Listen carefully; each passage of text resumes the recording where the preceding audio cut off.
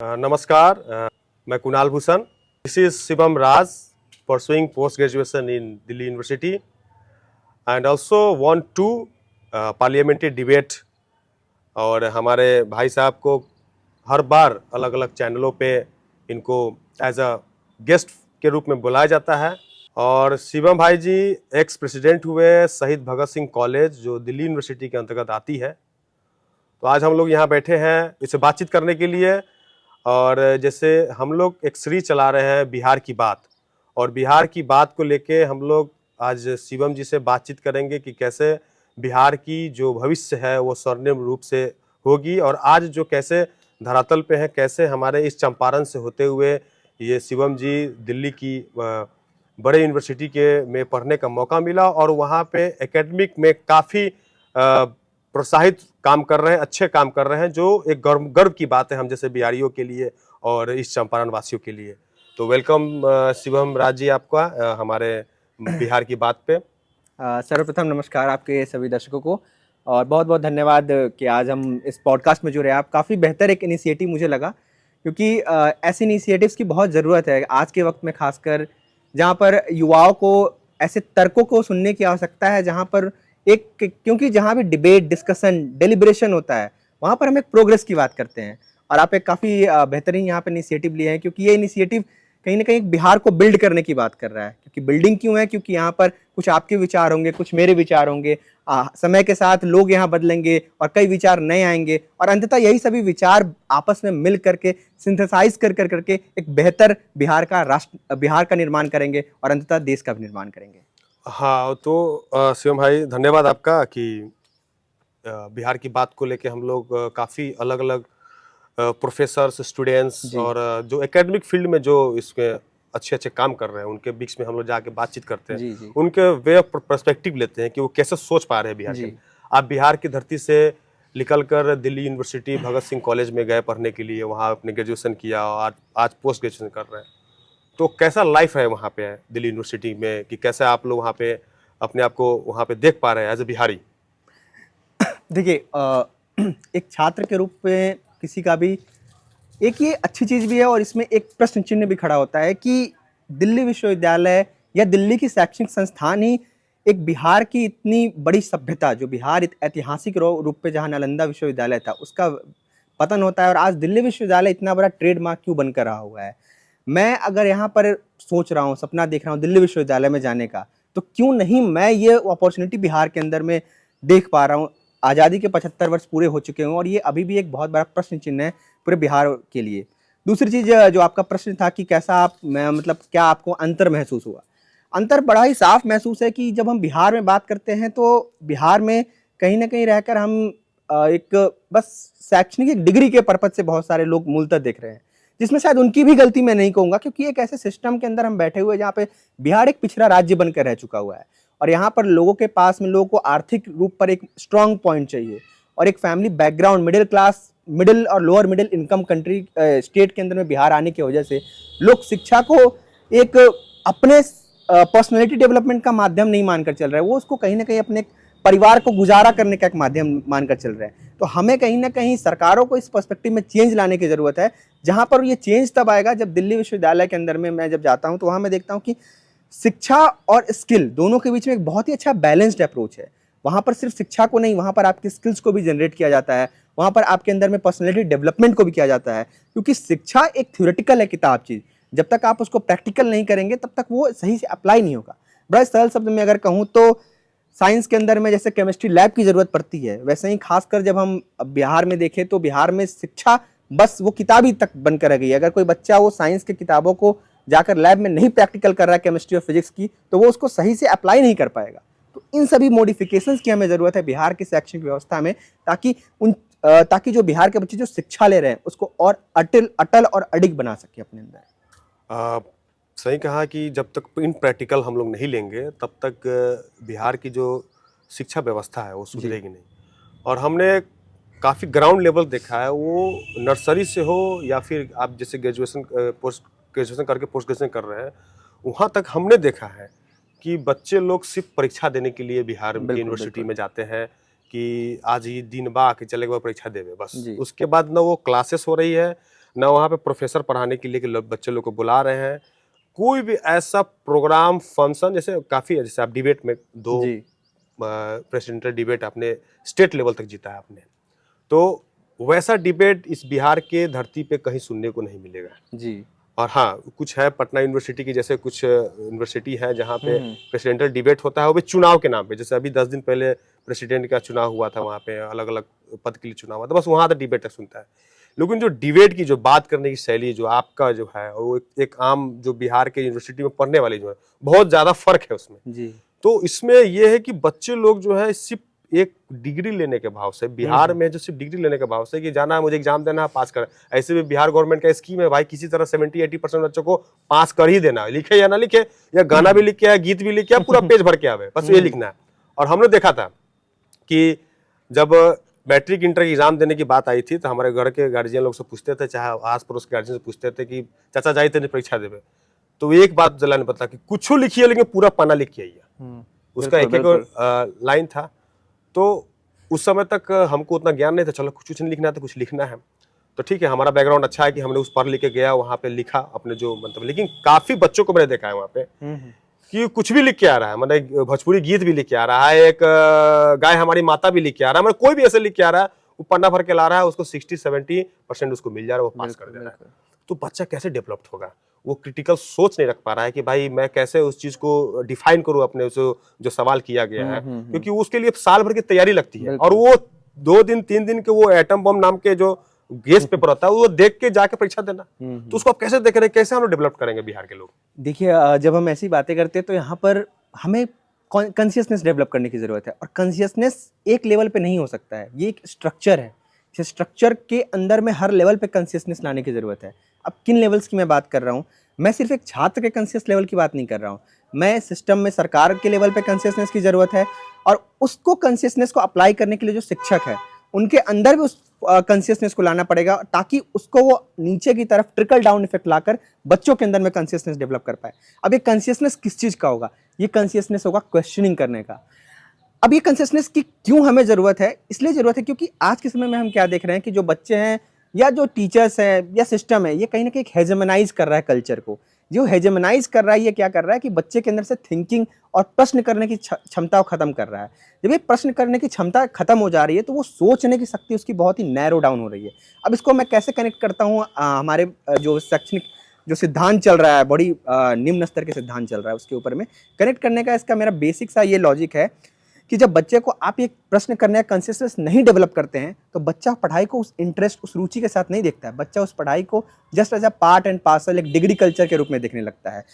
तो जब बच्चे के अंदर में आप कंसिस्टेंस डेवलप करेंगे, उस प्रश्न करने की जो चेतना है उसको उजागर करेंगे, वो प्रश्न करेगा शिक्षकों से, और जब शिक्षक उस के अंदर में उस चीज़ को इनकलकेट किया जाएगा सरकारों के द्वारा, सिस्टम के द्वारा, ट्रेनिंग के द्वारा। ट्रेनिंग भी जो होता है शिक्षकों का, उसमें भी बहुत सारे प्रॉब्लम्स और इफ एंड बट्स खड़े हैं कि क्या ट्रेनिंग वो ट्रेनिंग करने के कल्चर से हो रहा है या सिर्फ उस फॉर्मेलिटी करने की कल्चर से हो रहा है कि शिक्षक को बस ट्रेनिंग दे देना है।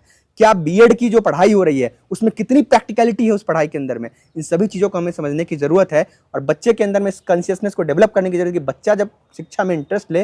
और साथ ही साथ एक चीज़ और मैं ऐड ऑन करना चाहूँगा कि प्लेटो जो थे वो कहते थे कि इंसान को अपने वर्च्यू को फॉलो करना चाहिए। वर्च्यू का मतलब ये हुआ कि जिस चीज़ में उसका रुचि है, उस रुचि को फॉलो करने की ज़रूरत है। हमारी जो करिकुलम है वो करिकुलम किताबी कीड़ा हमें बना करके जा रही है। आज हमारे करिकुलम में बस एक कीड़ा डाला गया हुआ है कि आपको साइंस, मैथ और ये चीज़ें पढ़ लेना है, और उतना तक ही सीमित कर दिया गया हुआ है। उसको वाइडर स्कोप नहीं दिया जा रहा है, और जब वो वाइडर स्कोप आप नहीं दे रहे तो आप स्किल में पीछे करते चले जा रहे हैं। क्या वो फर्क आ जा रहा है कि आज़ादी के बाद इंडिया और चाइना बहुत हद तक एक पैमाने पे थे, और आज चाइना इतना ऊपर चला चुका है कि रसिया के भी ऊपर निकलकर आज वो अमेरिका के हेजेमनी को चैलेंज कर रहा है, और आज भी हम नीचे दबे रह गए हैं क्योंकि हमें वो क्रिटिकल थिंकिंग को खो दिया हुआ है, जो कि पहचान इस भारत की भी रही है और मेरे बिहार की भी रही है। एब्सोल्युटली, बहुत अच्छा बात बोले। और अक्सर जो हम लोग देखे हैं कि हमारे जो पेरेंट्स लोग हैं, गार्जियन लोग हैं, जब भी बात करेंगे तो बेटा को बनाना है डॉक्टर, बेटा को बनाना है इंजीनियर, बेटा को यूपीएससी की तैयारी करके डीएम एसपी बनाना है, डीएम एसडीओ बनाना, बिल्कुल वो 5, 7, 8, 10 नौकरी छोड़ के उससे ऊपर जा ही नहीं पाते हैं। भाई जैसे आप जर्नलिज्म के माध्यम से, जब आपसे बातचीत हो रही थी उस समय हम लोग ऑफिस में बैठे हुए थे, तो आपने कहा कि दिल्ली में मैंडेटरी है कि जर्नलिज्म कोर्स करना है। बिल्कुल बिल्कुल। तो वो जर्नलिज्म उसके अंदर वो बनाएगा। और काफी ज्यादा देखते हैं कि जब भी जर्नलिज्म के जो गया हुआ है दिल्ली से ज्यादातर लोग गए हुए हैं, क्योंकि उसके अंदर वो कोर में वो चीज फिलअप किया जा रहा है कि भाई आपको जर्नलिज्म में जाना, तो हो सकता है उसमें से कोई डेवलपमेंट कोई निकल के आवे। तो बच्चे लोग दूसरा फील्ड में जाने के लिए जब तक नहीं सोच पाते हैं कि जब तक उसको पेरेंट्स की अधीन रहना पड़ता है। अभी भी पेरेंट्स के पास होंगे तो लगता होगा, चाहे समाज के बीच में लगता होगा, तो मुझे डॉक्टर, इंजीनियर और यूपीएससी बीपीएससी क्लियर करके डीएम एसपी बनना बस इधर में। जैसे ही आप यहाँ से बाहर गए, दिल्ली की ओर कुछ किए या फिर अलग राज्य के और भी स्टूडेंट्स हमारे बिहार के लोग कुछ करते, तब मालूम चलता है कि भाई यहाँ तो कुबेर के भंडार है। यहाँ तो सिर्फ वही चीज नहीं बनना, डॉक्टर, इंजीनियर और यूपीएससी बीपीएससी निकालना नहीं, इसके अलावा भी बहुत सारे चीज अपॉर्चुनिटी है जो बच्चे कर सकते हैं। तो जो व्यक्ति 0 डे से स्टार्ट कर रहा है, ये चीज बनना है, और हम लोग 0 डे स्टार्ट कर रहे हैं कि भाई यूपीएससी बीपीएससी निकालना है और ये डॉक्टर, इंजीनियर बनना है। और आज के डेट में बिहार इससे भी, जब लोग पहले कहते थे कि भाई यूपीएससी में इतना ज्यादा सीट हम लोग हासिल कर रहे हैं, लेकिन आज का डेटा देखा जाए तो हम लोग 7वें 8वें स्थान पे आ गए स्टेट में। ये अलग अलग स्टेट में 7वें 8वें स्थान पे ही बिहार के बच्चे लोग बीपीएससी यूपीएससी निकाल पा रहे हैं।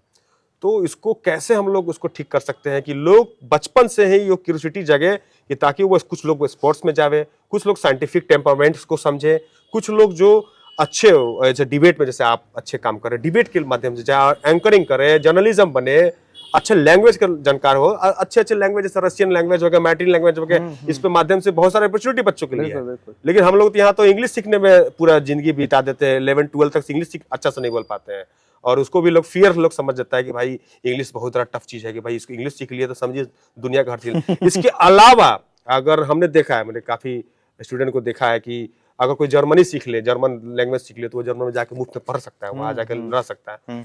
तो क्या बिहार के बच्चों को कैसे हम लोग समझा पाए कि इसके अलावा भी अलग अलग अपॉर्चुनिटी है जो इसमें हम बिहार के लोग परचम लहरा सकते हैं, सिर्फ डॉक्टर, इंजीनियर और यूपीएससी क्रैक करने से कुछ नहीं होगा। आपके सवाल के सीधे जवाब देने से पहले एक कंटेक्स्ट में बताना, बिल्ड करना चाहूँगा। कंटेक्स्ट ये है कि जब कोई बच्चा बिहार में रहता है, बिहार के अंदर भी सिर्फ बिहार नहीं है, बिहार के अंदर भी टुकड़ों में बिहार बटा हुआ है। अब ये टुकड़ों का मतलब पॉलिटिकल टुकड़ा की बात मैं नहीं कर रहा हूँ, साइकोलॉजिकल टुकड़ा की बात कर रहा हूँ। साथ ही साथ जब हम भारत के अंदर में देखते हैं, यहाँ पे भी एक साइकोलॉजिकल टुकड़ा है, और ये टुकड़ा इकोनॉमी के आधार पर बटता है। कैसे बटता है? एक संपन्न परिवार से जो बच्चा आएगा, वो जब बाहर जाएगा, उसकी विचार दूसरे लेवल पर डेवलप करेगी। बिहार में ही रहकर कोई बच्चा पटना में रह रहा है, उसकी वैचारिक डेवलपमेंट थोड़ी अलग हो जाएगी। मोतिहारी जाकर रह रहा है, मुजफ्फरपुर, उसकी वैचारिक डेवलपमेंट अलग हो जाएगी। मधुबन में रह रहा है, उसकी वैचारिक डेवलपमेंट अलग हो जाएगी। ये जो लेवल्स में बटा हुआ है ना, ये लेवल्स डिसाइड कर रहा है कि वो बच्चा आगे के लिए क्या सोच रहा है। इन शॉर्ट जिसको कहते हैं कि man is a social being, Aristotle जो कहते थे, राजनीति विज्ञान के जो जिन्हें फादर कहते हैं, man is a social being. जैसे समाज के कल्चर में रहता है वो वैसा ही बनता है। बड़े ही प्रैक्टिकल लेवल पे ये बिहार में भी अप्लाई होता है कि बिहार के अंदर में रह कर कि जो हमारा सोसाइटी है वो एक फिक्स्ड सेट ऑफ नॉर्म्स के अंदर में इको चेंबर में बट कर रह गया हुआ है। उसको बस एक फिक्स सेट ऑफ इंजीनियरिंग दिख रहा है, मेडिकल दिख रहा है, यूपीएससी दिख रहा है, बीपीएससी दिख रहा है। अब प्रॉब्लम्स हमें ये समझाना पड़ेगा कि अगर इंजीनियरिंग इतना बड़ा कल्चर इंजीनियरिंग का क्रेज बना है, तो वो इसलिए नहीं क्योंकि इंजीनियरिंग एक बहुत अच्छा प्रोफेशन है, वो इसलिए क्योंकि इंडिया के अंदर में ग्लोबलाइजेशन 90s के बाद में आया था, और इंडिया को इस ग्लोबलाइजेशन कल्चर के अंदर में बिहार के लोगों को ढकेलना था ताकि उस कल्चर का वो पार्ट बन जाए। वो इसलिए नहीं इंजीनियरिंग कल्चर को इतना प्रमोट किया गया है क्योंकि इंजीनियरिंग अपने आप में बहुत ही सबसे बेस्ट जॉब है। यूपीएससी बीपीएससी को इतना दी बेस्ट इसलिए बनाया जाता है क्योंकि हम अभी भी उस ब्रिटिश के एरा के अंदर में अभी भी हम उस ब्यूरोक्रेटिक एरा से बाहर नहीं निकल पा रहे हैं। तो जो हमारे बिहार के अंदर में सबसे पहले लोगों को इस चीज़ को समझना पड़ेगा, और जब समझने की हम बात कर रहे हैं तो आज के समय में जितना डेवलपमेंट हो रहा है, इस डेवलपमेंट को ग्राउंड लेवल पे इम्प्लीमेंट करने की ज़रूरत है। अब कैसे इम्प्लीमेंट होगा? बहुत सारे अपॉर्चुनिटीज़ आपको लाने की ज़रूरत है कि बिहार में ये अपॉर्चुनिटीज़ आपको दिखाना पड़ेगा। पर इन सभी चीज़ों को ऐसे आइडियलिस्टिक तौर पर मैं यहाँ बोल सकता हूँ, बट इसमें बहुत ही कोर इशू फंसता है। कोर इशू ये फंसता है कि क्या बिहार में वो पॉलिटिकल सिक्योरिटी है, क्या वो सोशल सिक्योरिटी है एमएनसीज को, स्किल डेवलपिंग कंपनीज को सरकार दे रही, जिसकी वजह से वो आकर यहाँ पर बिहार के लोगों को, बिहार के युवा को, बिहार के जो बच्चे हैं उनको वो अपॉर्चुनिटीज़ दिखाए। जैसे एआई की समिट आकर दिल्ली के अंदर में होती है, दिल्ली के अंदर में एआई के लिए बच्चों के अंदर में कॉन्शियसनेस डेवलप हो रहा है, पर कितना बिहार के लोग के अंदर में एक कॉन्शियसनेस है कि वो अपने बच्चों को एआई बेस्ड जॉब के लिए प्रमोट करे, शायद ये बहुत ही कमजोर दिखेगा।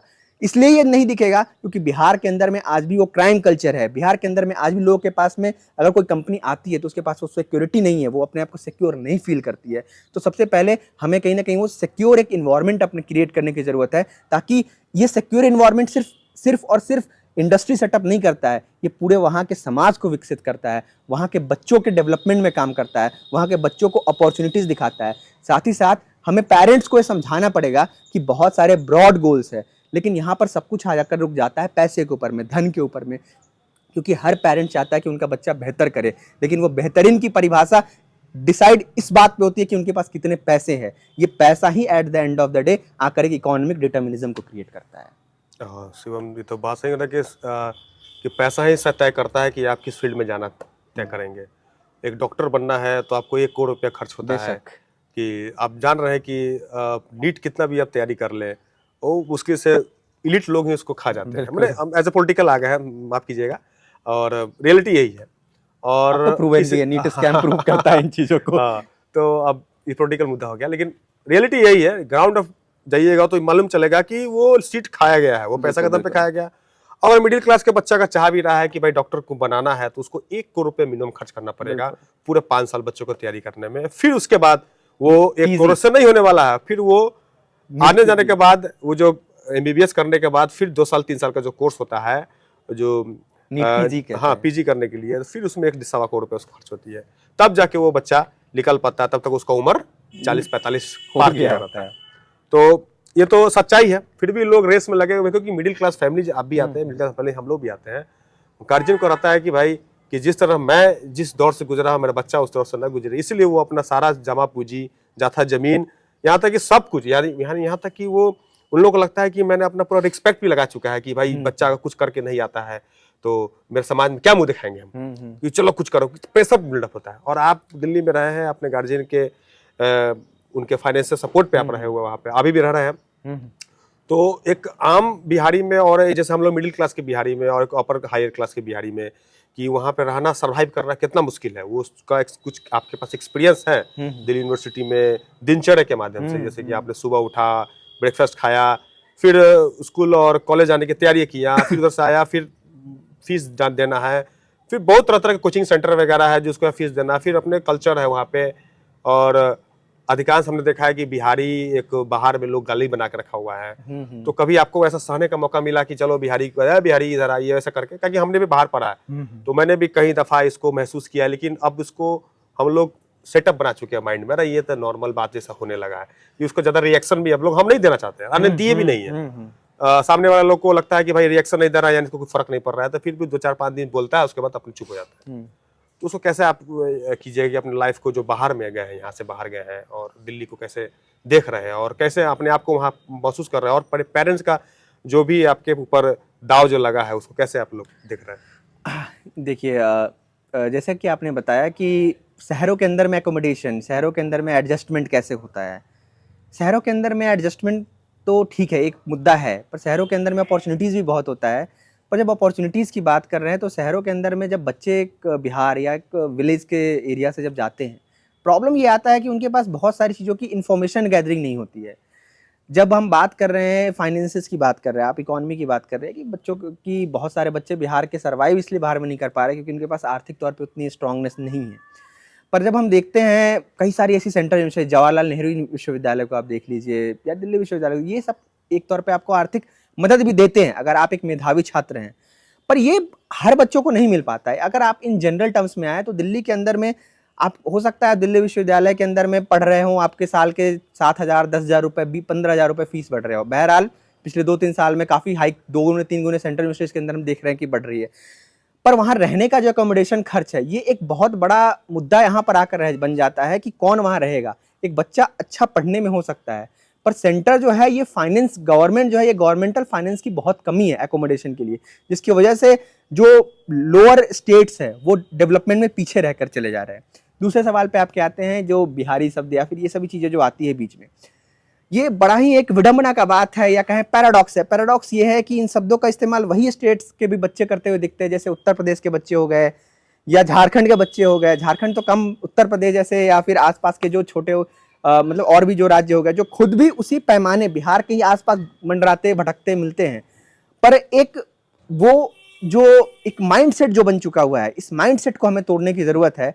लेकिन वो माइंडसेट सिर्फ इस रील कल्चर को चलाकर नहीं चलेगा कि हमारे देश से राजेंद्र प्रसाद आते थे और हमारे राज्य से राजेंद्र प्रसाद आते थे और आर्यभट्ट आते थे। हमें अपने कर्मों में, हमें अपने बिहेवियर में दिखाने की जरूरत पड़ेगी।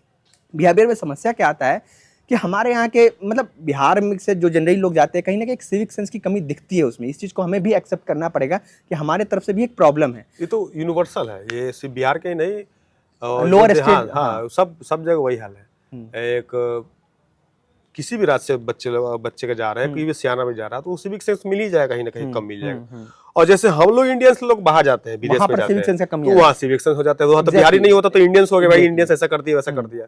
तो सिविक सेंस तो वैसे ही सारे स्टेट की जो चीज है, और इसका मापदंड भी बहुत अलग अलग है। यहाँ के लिए सिविक सेंस ठीक होगा, लेकिन विदेश में जाइएगा तो वो खराब हो जाएगा। कल्चरल क्लास है, कल्चरल क्लास है। वही चीज मैं कहना चाह रहा था कि जो बच्चे ये चीजें करते हैं वो ये भूल जाते हैं कि जो सिविक सेंस उनका है, अंततः मैं यही आना हूं कि वो कल्चर बेस्ड है। तो एक जो प्रॉब्लम यहाँ पर ये आ रहा है ना कि हमारे अंदर से टॉलरेंस खत्म हो रहा है।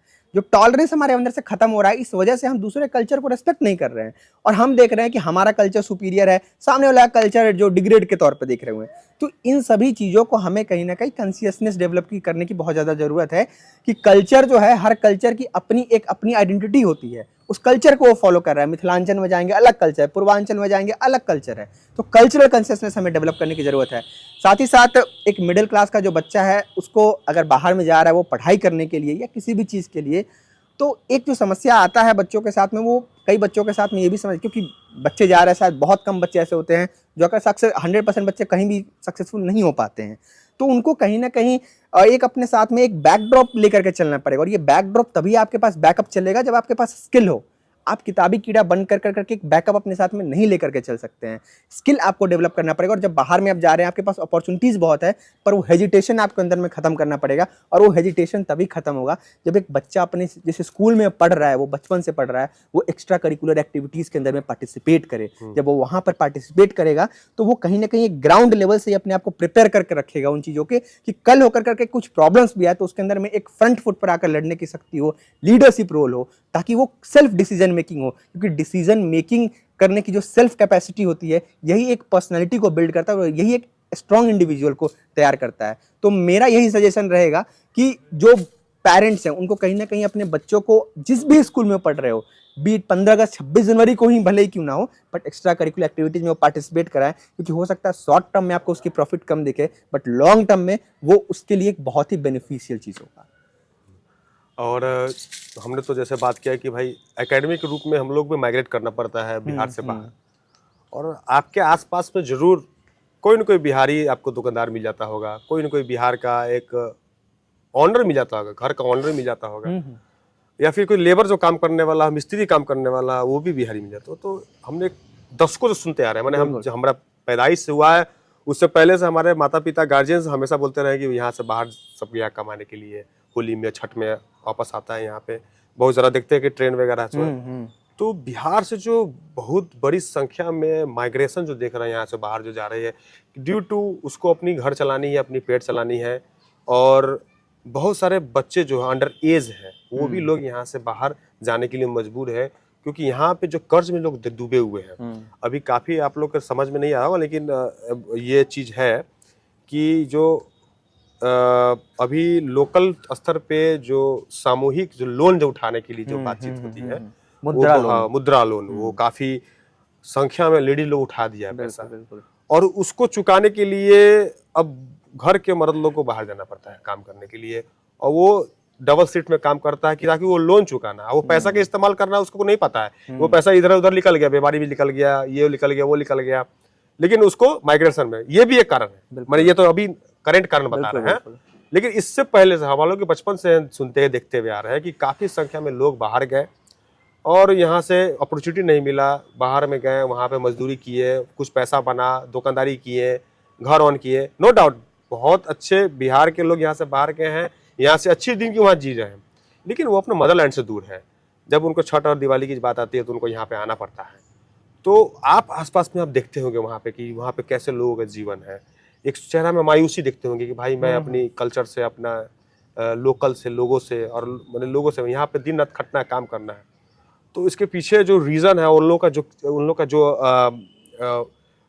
जीवन का जो शैली है उसको आप देख रहे हैं। वो एकेडमिक फील्ड की बात करेंगे जो आपने वहाँ देखा, उस फील्ड में कुछ एक्सपीरियंस है आपके पास तो बताइए, कैसे उसको ठीक किया जा सकता है। देखिए, जो ये समस्या है ये बहुत गंभीर समस्या हमेशा से रही है बिहार के लिए, क्योंकि इसके पीछे मुझे जो लगता है मूलतः कारण ये है कि जो यहाँ के सिस्टम के अंदर में कभी भी कैपिटल हम लोगों ने इन्वेस्टमेंट करने की नहीं सोची।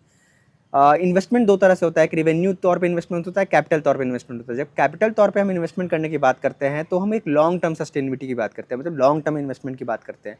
अभी कैपिटल इन्वेस्टमेंट होता क्या है? कैपिटल इन्वेस्टमेंट का मतलब हो गया कि हम कहीं ना कहीं एक ऐसा इन्वेस्टमेंट कर रहे हैं जहाँ पर लोगों के बीच में एक रोजगार डेवलप हो रहा है।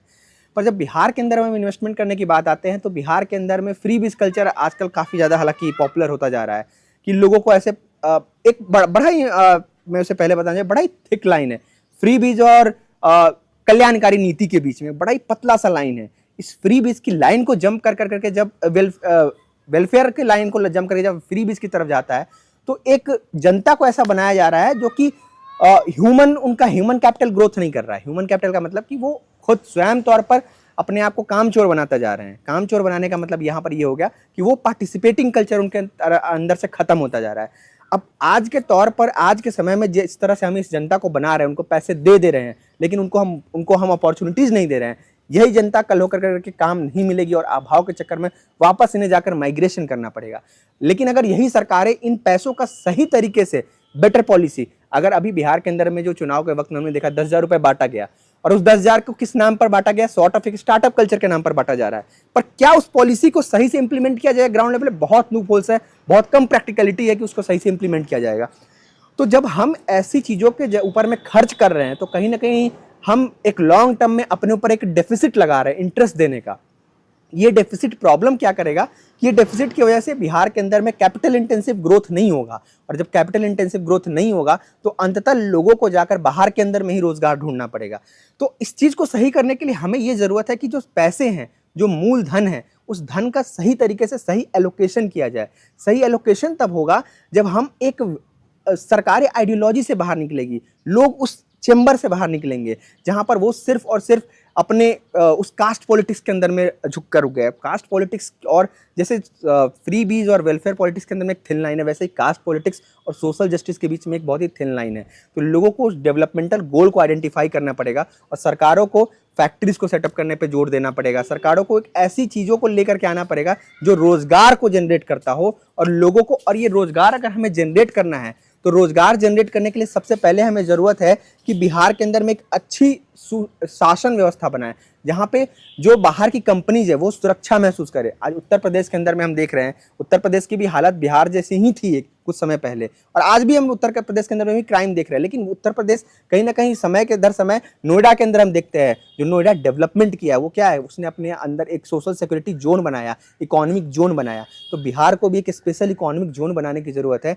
जहाँ पर हम जो कंपनीज आ रही है, MNCs आ रही है, उनको सिक्योरिटी दे। जब ये सिक्योरिटी मिलेगी तो इससे प्रॉफिट किसे होगा? यहाँ के लोकल लोगों को होगा। लोकल लोगों को क्यों होगा? क्योंकि उनका एम्प्लॉयमेंट ग्रोथ होगा। अब इससे देखिए, इसको आप कनेक्ट कर सकते हैं कि जब लोगों को रोजगार मिलेगा तो लोगों को रोजगार से, इस पे बोलना चाहेंगे कि जी, आपने जैसे बोला उत्तर प्रदेश में कि बहुत अच्छा काम कर रहा है बिहार से ज़्यादा है, तो एक छोटा सा लाइन आपको हम यहाँ पे जी, ही जानते हैं। उत्तर प्रदेश की कुल जनसंख्या 21 करोड़ के आसपास में, और बिहार के लमसम 13 करोड़ के आसपास में, और 21 करोड़ की जनसंख्या वो नोएडा में नहीं बसती है। बिल्कुल बिल्कुल, वहाँ मुश्किल से 1.25 करोड़ होगा, वो किसी जगह 1.25 करोड़, अलग अलग स्टेट की भी लोग हैं।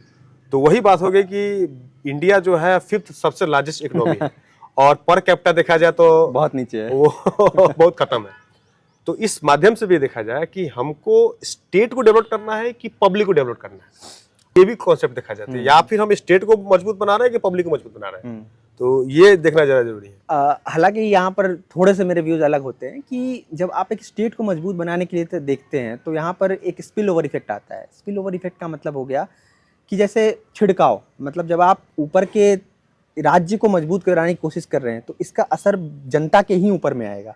जनता के ऊपर कैसे आएगा कि राज्य को, मेरा कहने का मतलब ये बिल्कुल नहीं है कि राज्य की अगर आप बात करें तो सिर्फ आप पटना को डेवलप कर दीजिए या एक दो सेंटर, सिटी सेंटर बना दीजिए, इसको डेवलपमेंट कर रहे हैं। आपको हर रीजन को आइडेंटिफाई करना पड़ेगा कि ये रीजन किस चीज़ के लिए। आप 2-3 डिस्ट्रिक्ट को आइडेंटिफाई कीजिए और उसको उसकी स्पेसिफिक पर्पज के, जैसे गवर्नमेंट का भी एक प्लान चलता है, 1 डिस्ट्रिक्ट 1 प्रोडक्ट का प्रोग्राम चल रहा है, लेकिन आपको आइडेंटिफाई करना पड़ेगा बिहार गवर्नमेंट को एज अ होल कि अगर इस रीजन के अंदर में, इस चंपारण के रीजन में ये चीज़ें बेहतर हो की जा सकती है, तो रीजनल एक डेवलपमेंट आपको तैयार करना पड़ेगा ताकि वहाँ के रीजनल लेवल पे उसका इफेक्ट दिखता चला जाए, तो इससे एक बेहतर डेवलपमेंट होगा। साथ ही साथ इसमें जो मैं पहले कंटिन्यू कर रहा था उस पर पर कैपिटा इनकम की जैसे आपने बात की, गौरतलब यह बात है कि भारत 5वीं सबसे बड़ी अर्थव्यवस्था है और भारत के लोगों की पर कैपिटा इनकम केवल और केवल 5,000 रुपये है। एक 5,000 रुपये में एक महीने का कैसे सर्वाइवल एक घर कर सकता है, यह अपने आप में बहुत बड़ा एक क्वेश्चन मार्क यहाँ पर खड़ा होता है, और बिहार की उससे भी बुरी स्थिति के अंदर में खड़ी है। बहरहाल जो आपने बात कहा कि अगर एक लोग का, एक फैमिली के अंदर में अगर एक रोजगार डेवलप होता है तो इससे 2-3 चीज़ें फैक्टर होता है। सबसे पहले इससे एक महिला उत्थान होता है। कैसे महिला उत्थान होता है? जब एक घर के अंदर में कम खाना बनने के कम पैसे होते हैं तो 2 वक्त का खाना बनता है या 1 वक्त का खाना बनता है, जो कि बहुत ही पॉपुलर कल्चर हमें कहीं ना कहीं बिहार के अंदर में देखने को मिलता है। और ऐसे में बाहर काम करने घर का मर्द जाता है, घर का मेल जाता है। ऐसे में सर्वाइवल इशू किसके पास आता है? सर्वाइवल इशू महिलाओं के पास में आता है। क्यों? क्योंकि जो बाहर खाने ज़्यादा कमाने जा रहा है उसको खाने का ज़्यादा हिस्सा मिलता है, उसको उस पर ज़्यादा इन्वेस्टमेंट किया जाता है, और ऐसे में महिलाएं उस घर से टूटती चली जाती है। और यही एक बहुत बड़ा लॉजिक रहा है, एक थ्योरी इसके ऊपर में रहा है कि भ्रूण हत्या या जो फीमेल फोर्टिसाइड है ये भी एक इसी से रिलेटेड चलता जा चुका हुआ है। साथ ही साथ जब एक रोजगार हम एक घर के अंदर में देखते हैं तो सिर्फ महिलाओं का हम उत्थान को प्रमोट नहीं कर रहे होते हैं, बल्कि साथ साथ हम कहीं ना कहीं उसमें शिक्षा व्यवस्था को भी डेवलप कर रहे होते हैं। जब शिक्षा व्यवस्था को हम डेवलप कर रहे होते हैं तो साथ साथ उस स्टेट के डेवलपमेंट में भी हम एक बहुत बड़ा रोल दे रहे होते हैं। और वो डेवलपमेंट सिर्फ और सिर्फ आर्थिक तौर पर नहीं होता है, वो कहीं ना कहीं सामाजिक तौर पर होता है, क्योंकि समाज जब डेवलप होता है तो हम जो पुरानी रीति रिवाज, जो कंजर्वेटिज्म की तरफ अभी भी अगर हम दबे हुए, कल्चर और कंजर्वेटिज्म में फ़र्क हो जाता है, वो कंजर्वेटिज्म को हम तोड़ते हैं और समाज फिर आगे की तरफ एक लिबरल सोसाइटी बनता है। बढ़िया सोच है आपका। और इसमें अंतिम सवाल पे आते हैं कि जैसे बिहार से ही लेके और बाहर की लेके बात एकेडमिक पे बात करते हैं जी, कि बहुत सारे बड़े संख्या में जैसे मिडिल क्लास फैमिली अगर बिहार के हैं, या फिर कर्जा वर्जाकार के भी कैसे भी बच्चे लोग को बाहर भेज देते पढ़ने के लिए। बच्चा तो चला गया बाहर पढ़ने के लिए, हमने देखा है कि उसमें से 3-4% ही बच्चे जो है वो सक्सेसफुल रेट उनका रहा है। अब बाकी 95-96% जो बच्चे जो है या तो बैक टू होम होते हैं या फिर वहीं पे किसी न किसी जुगाड़ में लग जाते हैं या फिर वो समय वहाँ गुजार देते हैं। तो और रियलिटी इसी बिहार के साथ नहीं, सारे स्टेट के साथ है कि वही उसको सक्सेसफुल रेट वो एकेडमिक में आप जाइएगा तो 4 से 5% मिलेगा, बाकी लोग तो वापस आना पड़ेगा, बैक टू होम आना पड़ेगा या फिर वहीं पे कहीं ना कहीं रोजगार देखना पड़ेगा।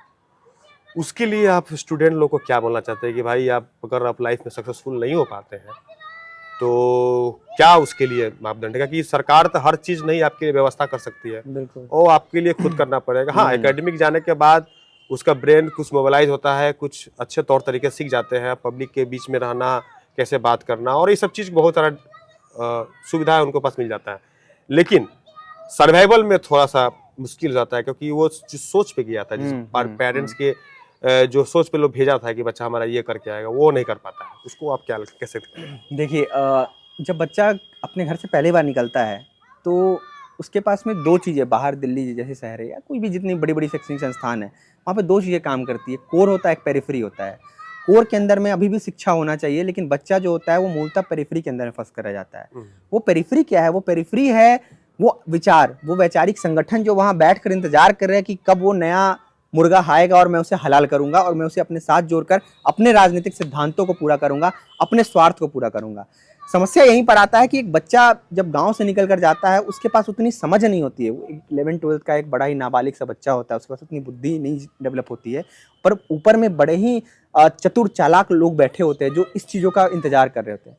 तो बच्चों के अंदर में इस चीज़ को हमें समझाना पड़ेगा, इस चीज़ को एक डेवलपमेंट रखना पड़ेगा कि आप वहाँ किस उद्देश्य से गए हैं, उस उद्देश्य को आप ना भूलें।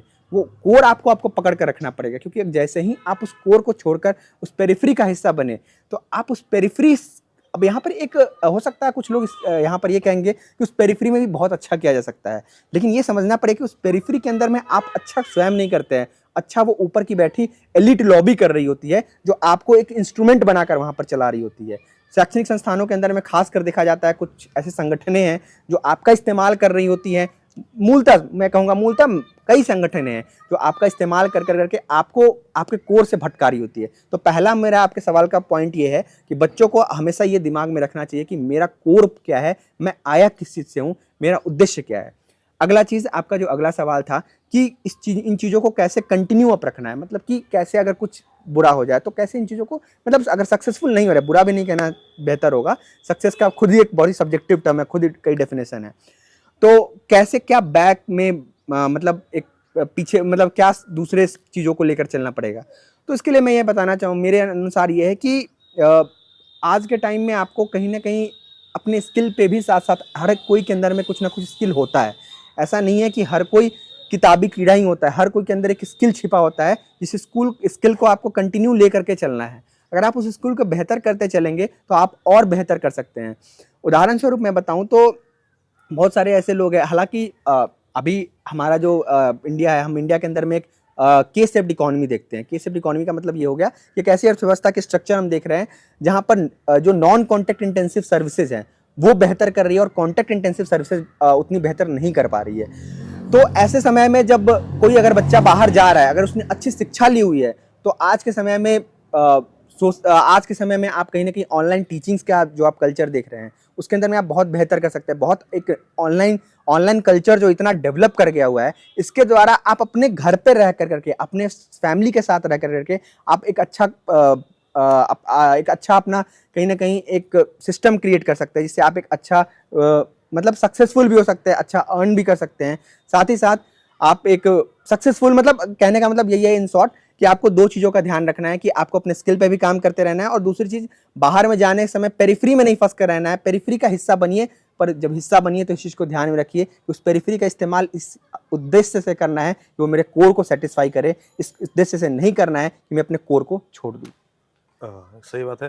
पेरिफेरी के बहुत सारे दर्शक पेरिफेरी और कोर के बारे में नहीं, आप साइंस बैकग्राउंड से आते हैं तो पेरिफेरी और कोर का डिफरेंस समझ में आता है और हमें भी समझ में आता है, लेकिन बहुत सारे दर्शक हमारे स्टूडेंट्स जो है, खासकर जो बिहार के स्टूडेंट हैं, नहीं समझ में आता है। लेकिन वही है जो आपने कहा कि जिस चीज़ को लेके कि भाई जो कोर है, जो दुनिया तो चलाना चाहती है, जो एकेडमिक चलाना चाहता है, जो कोचिंग सेंटर चलाना चाहता है, वो आपको किसी से फंसा कर रखेगा कि बाकी आप मेरे यहाँ आके पढ़ो लिखो और अपनी ज़िंदगी बर्बाद करके चले जाओ, पैसा लो दो और चले जाओ, तो सब चीज़ है।